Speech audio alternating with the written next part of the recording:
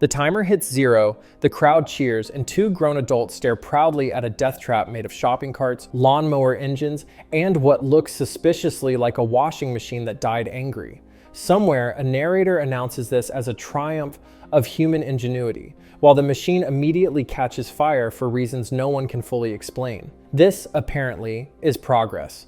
An amazing grasp of practical engineering, and I'm here to answer the hard question. This is innovation. This is Junkyard Wars. Because for a brief, glorious moment at the turn of the millennium, television looked at a pile of scrap metal and said, yes, this is prestige entertainment now. The pitch was simple and beautiful. Give a bunch of engineers, tinkerers, and sleep-deprived optimists 10 hours, a junkyard, and an impossible task, and watch raw creativity triumph over chaos. No drama, no backstabbing, no roses or immunity idols, just grease-stained problem solving and the quiet hope that nobody loses a finger on basic cable. There's always a wrench in the works as we challenge two teams of energetic engineers to make mad machines in just 10 hours. At least that was the fantasy. What we were sold was a pure celebration of human cleverness, the idea that with teamwork and duct tape, anything was possible. What we often got instead was a carefully curated scrapyard miracle, where the exact part you needed somehow appeared 5 minutes before commercial break, and failure was treated like an urban legend everyone pretended existed. We're ready. Okay. Karen, this is Tyler. We've got the okay from the judge. Let's do some dozing. And yet we loved it. We really loved it. Because Junkyard Wars didn't just promise entertainment, it promised meaning. It told us that intelligence could be exciting, that problem solving could be heroic, and that the modern world might be saved by a man holding a welder and a half-baked plan. So you worked for John Deere, right? Right. How many years did you work for John Deere? 32 years. The only problem was that the further the show went, the harder it became to tell where the ingenuity ended and the illusion began. To understand why Junkyard Wars felt so revolutionary, you have to remember what television looked like when it first rolled in, covered in rust and optimism. This was the late 90s, a simpler time when reality TV hadn't yet decided that the real enemy was human dignity. The genre was still experimenting, still pretending it was about real people instead of casting Instagram-ready sociopaths with ring lights. And into that landscape came a show with a bizarrely wholesome premise. Feel to it. You can let go. That goes. Here's the key. Drinks for the house. Here's the key. What if intelligence was the spectacle? Originally born in the UK as Scrap Heap Challenge, the idea was inspired by that famous Apollo 13 moment where NASA engineers dump a box of random junk on a table and are told to make this work. Constraint breeds creativity, problem solving becomes drama, and suddenly engineering looks cool. Some rapid repositioning and both teams are back in business. Or at least cooler than it had any right to be on Channel 4 at 8 p.m. The format was beautifully austere. Two teams, a massive scrapyard, 10 hours, and a challenge that sounded simple until you thought about it for more than 3 seconds. Build a vehicle, launch something really far, cross water without dying, no prize money, no fame pipeline, just bragging rights and the satisfaction of not embarrassing yourself on national television. Ready?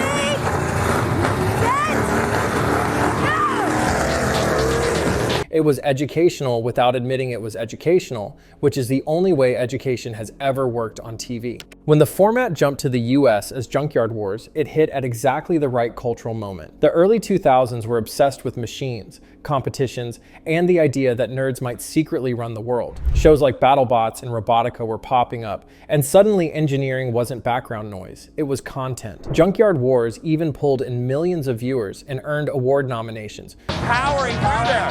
Go!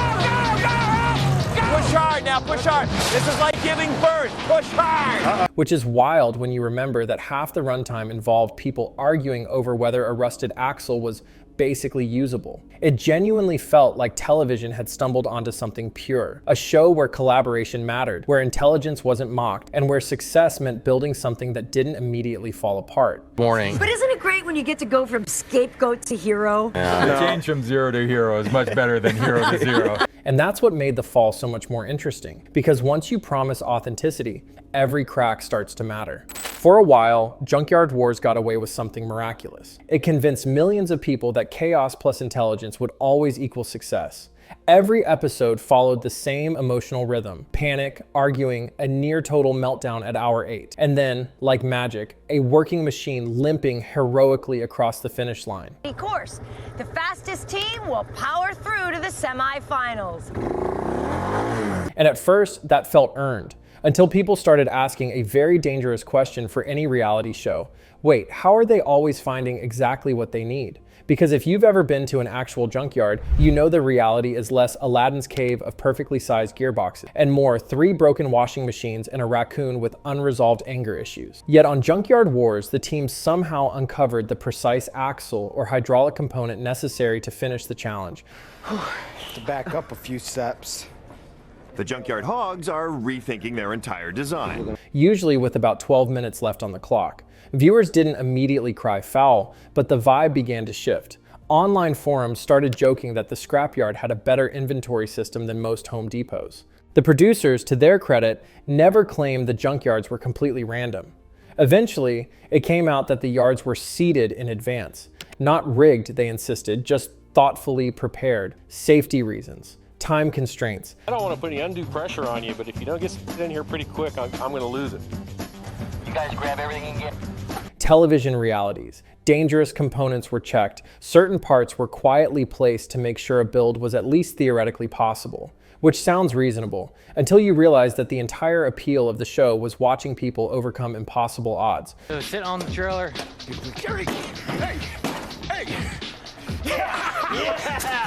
Not watching them complete a scavenger hunt designed by a very polite engineer behind the scenes. And once you notice it, you can't unsee it. The tension stops being, will they succeed, and starts being, how will the edit justify this success? Failure, which should have been a real possibility, became almost mythical. Entire seasons passed without a true catastrophic collapse. When teams did struggle too much, time limits were sometimes extended, which is understandable from a human perspective and devastating from a narrative one. Nothing kills the illusion of ruthless competition like production quietly saying, okay, just take another hour. The cracks widened as the show grew bigger. At its peak in the early 2000s, Junkyard Wars was pulling in around 5 million viewers a week in the US, becoming TLC's most watched primetime show. It even snagged an Emmy nomination, which is hilarious when you remember that one recurring plot line involved people arguing about whether duct tape counted as a structural element. Merchandising followed, spin-offs appeared. There was even Operation Junkyard, a kid-friendly version where teenagers did the same thing, but with fewer tetanus shots and more inspirational music. And that's when the tone subtly changed. Looking good. Good.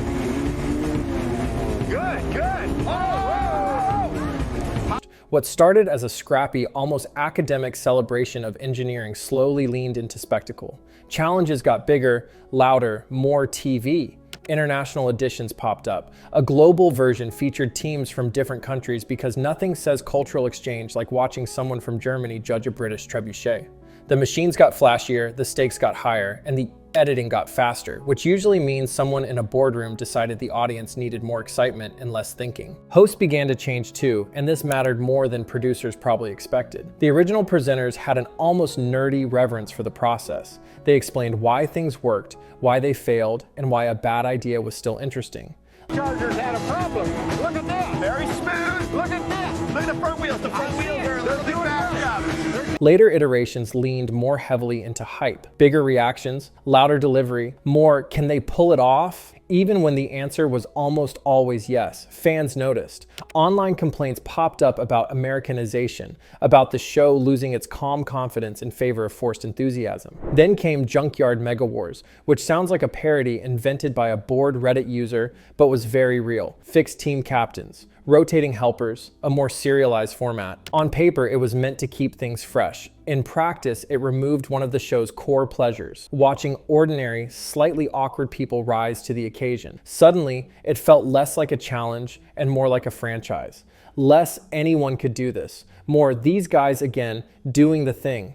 Meanwhile, the internet was sharpening its knives. Long before Twitter threads and TikTok takedowns, fans were already dissecting episodes on message boards. They compared builds, questioned timelines, and mocked the suspiciously perfect junk finds. One popular joke was that the real competition wasn't between teams, but between editors trying to make everything look spontaneous. Run ends in a sandstorm. Nice sportsmanship. He crosses the line, but it doesn't count. Another running gag suggested the real MVP of the show was the unseen intern whose job was to accidentally leave a functional engine near the camera. None of this exploded into a scandal. There was no dramatic expose, no whistleblower interview, no dark behind-the-scenes documentary. Instead, Junkyard Wars suffered a much quieter fate: erosion. The trust didn't vanish overnight, it thinned, the wonder dulled. The show that once felt raw and unpredictable began to feel carefully padded, like a dangerous idea wrapped in bubble wrap. By the mid-2000s, production costs were ballooning. Filling and clearing scrapyards, ensuring safety, transporting teams, managing logistics, it was expensive television pretending to be scrappy. And as newer shows emerged, offering either cheaper spectacle or juicier drama, Junkyard Wars started to look oddly old-fashioned. Ease up for the hill climb. He's digging deep. He's digging deep. Not because it was slow, but because it was sincere in a media environment that was rapidly losing interest in sincerity. So when the American version quietly disappeared after 2004, there was no dramatic farewell, no tribute episode, no emotional montage. It just stopped. In the UK, the original series limped on with smaller budgets and stranger format tweaks until it too finally ran out of road. What had once been a cultural moment faded into reruns, forum nostalgia, and the vague memory of a time when television briefly believed that watching people think was enough. And maybe that was the most ironic twist of all. The show that celebrated ingenuity and adaptation couldn't quite adapt itself without losing what made it special. Restart system and just put ordinary wheels on it. Okay. We lose maybe some advantage on the rocky section, but anyway. It didn't crash and burn, it rusted. Looking back, it's tempting to say Junkyard Wars didn't really fail. It just quietly became impossible to make in the world it helped create, because the problems that dragged it down weren't random accidents. They were baked into the system from the start. Like stress fractures you only notice once the machine is already rattling apart. The first issue was scale. The show sold itself as scrappy and improvised, but behind the scenes it was a logistical nightmare. Every episode required a carefully constructed junkyard that looked chaotic while secretly being usable, safe, and television ready. That meant sourcing massive amounts of scrap, planting components that wouldn't kill anyone, clearing everything afterward, and doing it again next week. It was blue-collar cosplay with a very white-collar budget, and once the ratings dipped, that math stopped working fast. The second problem was trust. Junkyard Wars lived and died on the audience believing that what they were watching was authentic problem solving. Not perfect, not elegant, but real. The more viewers learned about seeding, expert advisors, and gentle behind-the-scenes nudges, the more the illusion softened. You know, Vulture Raptor. Yes, it's got a certain ring. Right. I guess people probably think I'm a bird brain now. It wasn't enough to make people angry, but it was enough to make them less invested. And in television, indifference is the real killer. Then there was the format exhaustion. There are only so many times you can watch people build a vehicle out of trash before the surprise wears off. By the later seasons, even the challenges started to blur together. Bigger machines didn't feel smarter, just louder. Format tweaks like fixed team captains and revamped competition structures were meant to inject energy, but they mostly highlighted how far the show had drifted from its original charm. The more it tried to be a franchise, the less it felt like an experiment. Culturally, the timing turned against it. The mid-2000s rewarded either high drama reality television or sleek personality-driven science shows. Junkyard Wars sat awkwardly in the middle. It was too earnest to compete with shows built on humiliation and conflict. You guys are just flying.